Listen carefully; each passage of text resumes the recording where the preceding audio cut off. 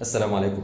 لكل الناس اللي عندها مشكلة في الريدنج في القراءة، يعني بنتكلم هنا على الناس اللي بتمتحن ايلتس او توفل دولي او حتى توفل محلي، او ناس في ثالثة ثانوي، ناس في ثالثة اعدادي، او عندها قطعة وعليها اسئلة. تعالى اديلك اسهل طريقة او من ضمن اسهل الطرق اللي هتوفر عليك وقت وتخليك تجيب الاجابة بسرعة. اول حاجه يا شباب لازم نعمل طريقه سكيمنج. سكيمنج معناها ان انت هتاخد فكره عامه عن الموضوع. طب ازاي؟ ببساطه خالص، لو انا عندي just a paragraph، مجرد او a paragraph، مجرد عندي فقره واحده بس، هقرا اول جمله فيها اللي هي التوبيك سنتنس. الجمله الاولانيه ديت هي الجمله اللي بتقول لي بقيه الباراجراف بيتكلم عن ايه. لو عندي مقال، يعني عندي more than one paragraph او paragraph، عندي اكتر من paragraph، يبقى انا هقرا الانترودكتوري paragraph اللي هو ال ال ال الفقره التقديميه. طبعا اول paragraph عندي هو اللي هيوضح لي بقيه الموضوع بيتكلم عن ايه. انا كده خدت فكره عامه عن الموضوع.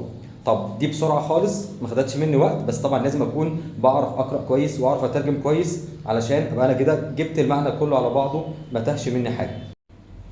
طب انا بعد كده مطلوب مني اعمل ايه؟ اعمل حاجه اسمها سكاننج. سكاننج معناها ان انا بدخل ادور على معلومه محدده، اكني بالظبط بدور على اسم في دليل تليفونات. بعملها ازاي دي؟ اروح نازل الاول بقى على الاسئله.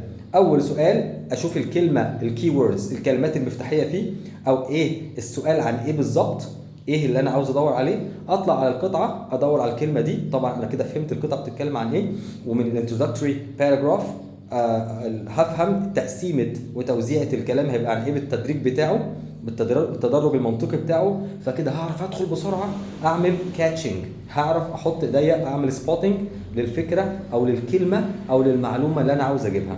يبقى انا كده الاول هقرا، هعمل سكيمنج، هقرا اخد فكره عامه عن الموضوع عن طريق ان انا اقرا اول جمله لو عندي باراجراف واحد، فقره واحده، او اقرا introductory paragraph الفقره التقديميه، او المقال او الفقره اللي بتقدم لي الانترودكشن، بتقدم لي الفكره بتاعت الموضوع. يبقى انا هعمل اول حاجه سكيمنج، تاني حاجه هعمل سكاننج، اروح داخل على طول على المعلومه اللي انا عاوزها. بس هعرف ازاي انا عاوز ايه. لازم انزل على الاسئله بعد كده سؤال سؤال، اشوف الكيوردز الكلمات المفتاحيه، اروح طالع على طول سبوتنج، اروح محددها واروح على طول كاتب الاجابه بتاعتي.